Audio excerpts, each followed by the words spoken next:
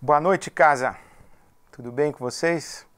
Bom estarmos de volta juntos na nossa roda de conversa, na presença de Jesus, ao redor do Evangelho, sob a ministração do Espírito Santo, com o coração cheio de expectativa para as nossas experiências com Deus. Esse é o Casa. Eu queria convidar você, sem demora, a nós orarmos juntos, consagrando esse tempo e o nosso encontro e a nossa roda de conversa a Jesus. Jesus, obrigado pela tua doce companhia, por nos acolher na tua roda de conversa e por estar conosco nas nossas conversas, por estar conosco lá no labirinto dos nossos pensamentos e sentimentos, por estar conosco sempre, por estar conosco atravessando os vales de sombra da morte, por estar conosco na noite de choro, de lágrimas, e por estar conosco fazendo o dia amanhecer e devolvendo-nos alegria. Obrigado, Jesus. Obrigado pela tua doce, doce companhia. Dá-nos ouvir a tua voz, fala conosco, fala a tua palavra de amor para todos e cada um de nós. Assim nós consagramos nossas mentes, nossos corações e esse tempo na tua presença. Amém. Amém. Estamos juntos e juntos vindos de muitos lugares. Eu estou acompanhando as fotos, as postagens, os testemunhos. Recebi aqui fotos de uns irmãos lá no Piauí, outros irmãos em Maringá e outros na França. Então tem no nordeste do país, no sul do país, do outro lado do oceano. Hoje mesmo falei com amigos que estão em Paris e acompanhando Casa. É um casal apenas, mas eles estão firmes e eu fico muito feliz de estar junto com esses queridos. E domingo eu estava na igreja e veio uma senhora e disse: pastor, estamos juntos toda quinta-feira, o senhor vai lá em casa toda quinta. Eu fiquei feliz da maneira como ela me cumprimentou pela primeira vez domingo passado, fiquei muito feliz. Eu também tenho acompanhado um pouco dos testemunhos que vocês têm enviado. Alguns testemunhos, inclusive, são impublicáveis. São confissões. Acho que algumas pessoas estão se sentindo tão acolhidas, porque é o que elas de fato têm dito, que estão compartilhando as suas orações do caderno e que compartilham na intimidade de casa, estão compartilhando conosco. Eu quero agradecer demais e muito essa expressão de confiança, essa expressão de encontro mesmo, de estarmos tão distantes e ao mesmo tempo tão próximos, tão juntos e em tamanha unidade. E dizer que é com muito respeito, com muita reverência, com muita santidade, com muito temor de Deus que nós acolhemos todos os testemunhos que nós temos recebido e oramos por vocês. Aquilo que me chega constrange tanto meu coração que ocupa as minhas orações diárias, muitas delas com gratidão e intercessão pelas pessoas que contam para nós as suas histórias, as histórias do que acontecem aí nos encontros casa. E isso é realmente um sopro do Espírito de Deus para todos nós. Eu também queria encorajar você a fazer isso, então, a mandar suas fotos, os seus testemunhos, as suas mensagens, seguir a gente no Instagram, @ibabcasa, participe lá com a gente, acompanhe aí o nosso Movimento Casa, tá bom? Hoje nós vamos falar sobre Mateus capítulo 5, é o nosso 8º encontro, o capítulo de hoje é o Talmidim 8, que é Ashrei, essa palavra hebraica, Ashrei. E o texto bíblico de hoje, do Talmidim, é Mateus capítulo 5, quando Jesus fala das bem-aventuranças, é um texto que eu gosto bastante, as bem-aventuranças. Ele diz assim, palavras de Jesus: bem-aventurados os pobres em espírito, ou os pobres de espírito. Lucas, no capítulo 6, quando fala das bem-aventuranças, ele tira a expressão de espírito ou em espírito e fala bem-aventurados os pobres. Mas aqui Jesus, em Mateus 5, diz bem-aventurados os pobres em espírito, pois deles é o reino dos céus. Reino dos céus e reino de Deus é a mesma coisa. Como o evangelho de Mateus foi escrito para os judeus, eles não pronunciavam o nome de Deus, então usavam o reino dos céus, é um registro literário de respeito e reverência ao nome de Deus, então eles substituem reino dos céus, mas quer dizer reino de Deus, é a mesma coisa. Então, bem-aventurados os pobres em espírito, pois deles é o reino dos céus. Bem-aventurados os que choram, pois serão consolados. Bem-aventurados os mansos ou humildes, pois eles receberão a terra por herança. Bem-aventurados os que têm fome e sede de justiça, pois serão saciados. Bem-aventurados os misericordiosos, pois obterão misericórdia, alcançarão misericórdia. Bem-aventurados os puros de coração, pois eles verão a Deus. Bem-aventurados os pacificadores, pois serão chamados filhos de Deus. Lembrando que Jesus é o Filho de Deus e é chamado Príncipe da Paz. Então, bem-aventurados os pacificadores, pois serão chamados filhos de Deus. Bem-aventurados os perseguidos por causa da justiça, pois deles é o reino dos céus. Jesus aqui fala dessas bem-aventuranças e aqui ele praticamente identifica, descreve os seus discípulos, os seus seguidores. Ele vem falando que o reino de Deus chegou e convidando as pessoas ao arrependimento e à fé. Então arrependam-se, creiam, o reino de Deus chegou. Ele vem convidando as pessoas a que participem do reino de Deus. A mensagem de Jesus é uma convocação para que todas as pessoas se submetam ao reinado de Deus. E agora ele começa a falar com essa multidão e identificando os que acolhem a sua mensagem e aqueles que acolhem a chegada do reino de Deus. Jesus diz: vocês são bem-aventurados. Quando Jesus está falando isso, Jesus logo em seguida vai dizer que esses bem-aventurados é que são sal da terra e luz do mundo.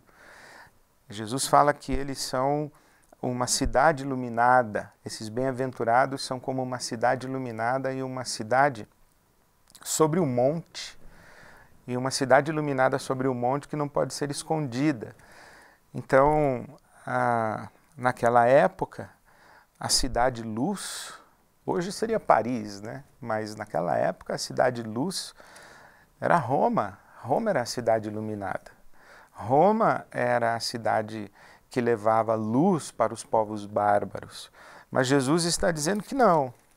Jesus está dizendo que os iluminados, ou aqueles que refletem a luz de Deus na história, não são os romanos, não é o Império Romano, mas a comunidade dos seus seguidores, os seguidores de Jesus, que acolhem o reino de Deus. Então esses é que são luz. Então Jesus está falando: olha, vocês que ouviram a minha convocação para que viessem participar do reino de Deus, vocês que se submeteram ao reinado de Deus, vocês é que são a comunidade iluminada. Então Jesus coloca a esperança do mundo nas mãos da sua comunidade.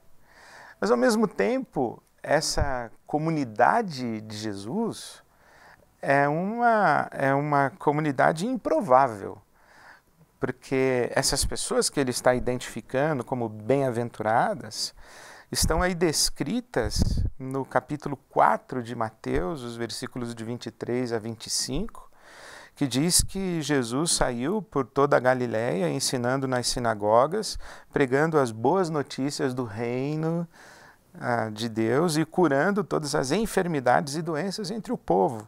E notícias sobre Jesus se espalharam por toda a Síria e o povo lhe trouxe todos os que estavam padecendo vários males e tormentos, endemoniados, epiléticos, paralíticos, e os curou. E aí as multidões começaram a se reunir em volta de Jesus. Então eram pessoas enfermas, doentes, endemoniadas, epiléticas, paralíticas, dessa maneira como Lucas está descrevendo aquela multidão. A multidão de miseráveis, a multidão de pessoas sofridas, a multidão de pessoas em desespero praticamente, as pessoas menos prováveis para serem identificadas como comunidade iluminada, comunidade luz, como esperança do mundo.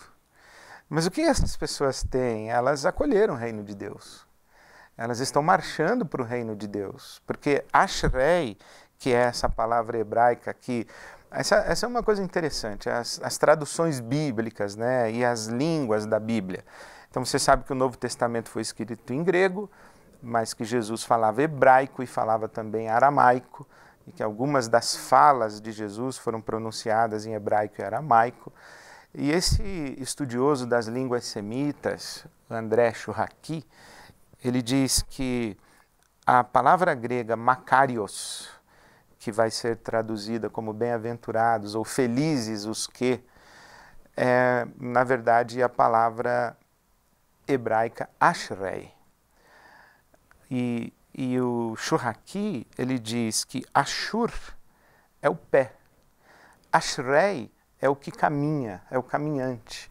Então Jesus está dizendo assim, em marcha vocês que são pobres, continuem marchando vocês que são pobres, continuem marchando vocês que têm fome e sede de justiça, continuem marchando vocês que choram, continuem marchando vocês pacificadores. A palavra de Jesus é uma palavra de estímulo, de encorajamento, é uma palavra de consolo, dizendo assim, olha, não desistam, não desanimem, não se entreguem, mas continuem marchando, porque vocês vão receber o reino de Deus, vocês serão saciados, vocês serão consolados, vocês verão a Deus, vocês serão chamados filhos de Deus. Então, não desistam, continuem marchando. E a pergunta é, para onde essas pessoas marcham? Elas marcham para o reino de Deus. O reino de Deus que já está presente, então elas marcham no reino de Deus, para o reino de Deus. O reino de Deus que já está presente na pessoa de Jesus, o reino de Deus chegou, então elas acolheram a chegada do reino de Deus, elas se submeteram ao reinado de Deus, então elas estão dentro do reino de Deus, mas elas estão no reino de Deus, marchando para a consumação do reino de Deus, quando o reino de Deus for pleno. Então elas estão cheias de uma esperança de um futuro. Elas estão movidas no que nós hoje chamaríamos talvez de uma utopia. Elas são movidas por uma utopia. Elas estão com a esperança no reino de Deus, elas se voltaram para o reino de Deus. Os teólogos latino-americanos dizem que Deus fez uma opção preferencial pelos pobres. Eu não tenho muita simpatia por essa ideia, mas não me parece... não me parece que resta alguma dúvida de que os pobres fizeram uma opção por Deus. Os pobres fizeram uma opção por Deus, porque para quem eles correriam? Para onde eles iriam? Os pobres escolheram a Deus. E, na verdade, são praticamente os pobres que escolhem a Deus ou que acolhem o chamado e o convite de Deus para que venham todos para o reino de Deus. Jesus diz, olha, os ricos dificilmente, é mais fácil um camelo passar pelo buraco de uma agulha do que um rico entrar no reino dos céus. Então, porque os pobres acolhem. Então, o reino de Deus é uma notícia maravilhosa para essa multidão de miseráveis. E isso significa também que as bem-aventuranças, elas não são uma lista de virtudes. Muita gente lê as bem-aventuranças como se Jesus estivesse descrevendo os seus discípulos e discípulas, os seus seguidores e seguidoras, a partir de virtudes. Então, seria a pobreza em espírito é uma virtude, chorar é uma virtude, ser pacificador é uma virtude, é uma lista de virtudes. Mas não é assim. Jesus está descrevendo a condição daquelas pessoas. Ninguém quer ser pobre de espírito, ninguém quer chorar. Inclusive, essa expressão aqui do choro é o choro do luto. Eles estão chorando seus mortos. Jesus está falando com aquela multidão de miseráveis. O apóstolo Paulo diz em Coríntios capítulo 1, versículo 26, que Deus chamou pessoas para o seu reino e aqui as que acolheram esse chamado de Deus, o Paulo apóstolo diz que eram pessoas que não eram poderosas, não tinham nobre nascimento e eram pobres. Elas não tinham importância, eram desprezadas. Então Jesus está falando, olha, essa multidão de miseráveis. Quem é que clama por justiça? Quem é que tem fome e sede de justiça? É quem está injustiçado. Essa expressão aqui, o manso, o humilde, a gente pensa que é uma virtude. Não é uma virtude. Essa mansidão aqui é a condição daquela pessoa que grita e ninguém escuta. Jesus está falando algo semelhante a uma mulher desesperada com o seu filho no colo num corredor de hospital, gritando, pelo amor de Deus, alguém me atenda, alguém me acuda, alguém me socorra, meu filho está doente. E ninguém ouve. São pessoas que estão gritando pelos seus direitos, estão clamando por recursos e ninguém escuta, porque passa todo mundo correndo. Essas são as humildes aqui. Essa mansidão aqui não é uma virtude, é uma condição de vulnerabilidade. Chorar os mortos, quem está chorando os mortos? Os romanos entram nas terras, entram nas casas, tacam fogo nas casas, abusam das mulheres, matam os idosos, eles tomam posse das propriedades daqueles povos conquistados e incendiam suas aldeias, e eles estão gritando, pelo amor de Deus, parem de matar os nossos, parem de fazer guerra, parem de derramar tanto sangue pelas nossas ruas. É por isso que são pacificadores. O pacificador não é quem faz a reconciliação do cunhado com a cunhada. Não é disso que Jesus está falando. Não está falando de jantar de Natal que todo mundo faz as pazes para o amigo secreto da família. Ele está falando, pacificador é essa pessoa que está na rua, numa rua com violência, numa rua com abuso, numa rua onde há truculência, onde há uma opressão do poderoso, do forte, do armado contra o fraco, e ele está gritando, dizendo, por favor, parem de fazer guerra, façam a paz. Esses que são puros de coração, uma possível compreensão, não é a pureza de coração, porque não tem ninguém puro de coração, não é uma coisa de beleza, é de simplicidade, de ingenuidade. Gente ingênua, gente simples. Não é pureza no sentido de limpeza, não é uma virtude, é uma simplicidade. Então, assim, quando a gente lê as bem-aventuranças, pelo menos essa leitura, eu aprendi essa leitura com Dallas Willard, no livro dele, A Conspiração Divina, fez muito sentido para mim. As bem-aventuranças estão falando para nós da condição da comunidade dos discípulos e discípulas, dos seguidores e seguidoras de Jesus. E é justamente porque essas pessoas têm essa condição que elas estão abertas para o anúncio do reino de Deus. O reino de Deus que lhes chega como boa notícia.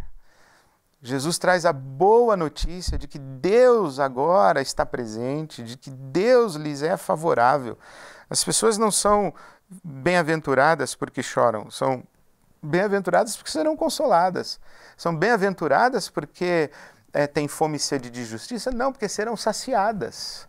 São bem-aventuradas porque são mansas, humildes? Não, elas são bem-aventuradas porque herdarão a terra. E não porque são pobres, mas porque delas é o reino dos céus. Porque Deus agradou dar o seu reino e revelar as suas verdades aos pequeninos, aos simplórios. Então isso é muito bonito. Agora, ao mesmo tempo, quando você pensa assim, então a comunidade de Jesus é uma comunidade de um pessoal fraco, um pessoal necessitado, um pessoal carente, pobre, miserável. Não é isso, porque ele está falando que esse pessoal aqui está em marcha. Esse pessoal aqui, da sua fraqueza, retira a sua força, ou na sua fraqueza encontra a sua força. Esse pessoal aqui tem dignidade, esse pessoal aqui, quando ouve o anúncio do reino de Deus, resgata a sua dignidade. A presença, a participação no reino de Deus é um resgate da humanidade à imagem e semelhança de Deus. Então, quando Jesus está falando, olha, vocês pensam que esses miseráveis aqui, eles são uma multidão de covardes impotentes? Não! Esses caras aqui, eles derrubaram o Império Romano. Essa comunidade de Jesus, ela se alastrou pelo Império Romano. Ela atropelou Roma. Os leões tentaram comer esse pessoal e eles não conseguiram. Os exércitos romanos tentaram esmagar esse pessoal e não conseguiram. Quer dizer, não se pode, em hipótese alguma, desdenhar, desqualificar e menosprezar a força e a potência das pessoas que percebem que a sua condição de vulnerabilidade na história não é sua culpa, que elas são objeto, que elas são alvo de uma opressão, de uma maldade, de uma crueldade, de uma iniquidade. E quando Deus vem até elas e faz com que elas levantem o seu rosto, faz com que elas levantem a sua cabeça e lhes infunde no coração uma dignidade e uma esperança e diz que delas é o reino de Deus, essa gente se mobiliza de tal maneira que não há império que sobreviva. É por isso que Jesus diz, essa gente que acolhe o reino de Deus e que encontra em Deus o Pai Celestial, essa gente que, apesar de desprezada pelo mundo, e o apóstolo Paulo fala assim, que é gente que o mundo acha que é um lixo, essa gente que o mundo acha que é um lixo, Deus diz assim, não é lixo, é meu filho, é minha filha, é meu filho amado, é minha filha amada em quem tenho prazer. E quando as pessoas, elas acreditam nisso, que elas são filhas amadas de Deus, elas não toleram mais ser tratadas do jeito como sempre foram tratadas. Elas não se submetem mais a determinadas crueldades, elas se revelam fortes, elas se rebelam, elas se revoltam, elas se insurgem, elas reivindicam, elas se mobilizam, elas conquistam os confins da terra. Porque essa comunidade de Jesus, apesar de ter nascido na vulnerabilidade, na fraqueza e na pobreza, ela é empoderada pela esperança do reino de Deus, pelo derramar do Espírito Santo. Essa comunidade de Jesus aqui é a comunidade que Jesus diz que as portas do inferno não conseguem conter. Ela é potente, ela é forte, ela é irreprimível, ela é imbatível, ela é invencível. Ela é militante na história e ela caminha triunfante na história. Pode ser martirizada, pode ser perseguida, pode ser menosprezada, mas é ela que sacode as estruturas de um império cruel como o de Roma e faz com que ele venha demolindo, até que lá na frente o imperador diz assim, eu preciso me tornar um desses caras daí, eu preciso transformá-los em religião oficial do império. O imperador cede a potência dessa gente aqui, que é sal da terra e luz do mundo. Então, a grande lição dessas bem-aventuranças é que quando as pessoas são fracas, vulneráveis e se percebem numa condição de injustiça, de opressão, e elas descobrem que aquela sua situação, em hipótese alguma, é vontade de Deus para as suas vidas, e que Deus as encontra, lhes estende a mão e diz, vamos, eu quero tirar você daí, eu quero enxugar sua lágrima, eu quero saciar a sua fome de justiça, eu quero empoderar e enriquecer você, eu quero me revelar para você, eu quero que os seus olhos me vejam. Essas pessoas assim, que se descobrem a sua dignidade, a sua potência em Deus, essas pessoas é que são a esperança do mundo. E a comunidade dessas pessoas é que é a esperança do mundo. Jesus falou, essa gente que vem para o reino de Deus e que se descobre como filhos e filhas amados de Deus, no reino de Deus, e se submete ao senhorio de Jesus, esses e essas é que são sal da terra e que são luz do mundo. Essa é a grande lição. A grande lição é que Deus estende a mão para todos aqueles que sofrem e sofreram a crueldade das potências malignas e maléficas da história. E lhes oferece um novo caminho, uma nova oportunidade, uma nova vida. Portanto, não importa que história ruim você tem, que condição ruim você tem, que dor, que sofrimento, que tragédia bateu na sua porta e que situação de injustiça, de lamento, de choro, não importa quanto você está numa situação de vulnerabilidade, quando você se descobre como filho e filha amada de Deus, Deus escreve novamente a sua história e usa você para ajudar a escrever uma outra história possível num mundo tão cruel como o nosso. Então, eu queria sugerir que você conversasse com o seu grupo, com as pessoas e fosse orar da seguinte maneira. Então, Jesus disse que as pessoas que são a sua comunidade são as pessoas que estão ali na condição da vulnerabilidade. E ele fala dos que choram, dos que têm fome e sede de justiça. E eu dei um exemplo daquela mulher com filho no colo num corredor de hospital. Que outros exemplos você pode dar da nossa sociedade? Se Jesus estivesse andando pelas ruas da sua cidade, que condição vulnerável ele encontraria? E que pessoas, e que seres humanos, filhos amados e filhas amadas de Deus, em condição de vulnerabilidade, sofrendo, Jesus encontraria e estenderia a mão dizendo: venha para o meu reino, venha reescrever a sua história. Que exemplos de vulnerabilidade. Aqui a multidão que Mateus descreveu eram pessoas doentes, enfermas, epiléticos, endemoniados. Que outras palavras você usaria para descrever as multidões e que outras situações você enxerga no nosso mundo como você descreve a multidão dos miseráveis do mundo de hoje? Essa é a primeira coisa que eu queria que você conversasse um pouquinho. Uma outra coisa que me ocorre é que é muito interessante como Jesus articula no Evangelho: o fraco é na verdade o forte, o último é na verdade o primeiro, o servo é na verdade o maior de todos, o pobre é o mais rico de todos. Como você pensa a relação pobreza, riqueza, fraqueza, força, e o Evangelho, e o reino de Deus? Como é que você pensa isso? O que isso quer dizer para você? Como isso te encontra? Né? A outra coisa que me ocorre perguntar para você é a seguinte: de onde vem essa potência toda dessa gente fraca?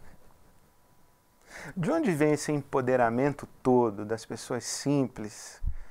Eu aprendi por observação e convivência, e um dia essa expressão estourou no meu coração. A vingança do pobre é a sua felicidade. Eu convivo com muita gente rica, poderosa e infeliz. Eu até diria que parece que é quase que uma condição inerente. Riqueza, poder e infelicidade. Parece que essas coisas se juntam. Ricos e poderosos, para que encontrem serenidade, paz e felicidade, eu vou te dizer, tem que ter um encontro com Deus muito profundo. Mas eu queria que você pensasse um pouco sobre isso. De onde vem essa resiliência toda dessa gente pobre, dessa gente fraca? De onde vem essa resiliência toda dessa mulher que teve 7 filhos e perdeu 3? E continuou lutando, e continuou marchando. Dessa gente que lota os vagões dos nossos trens. indo para o trabalho de madrugada.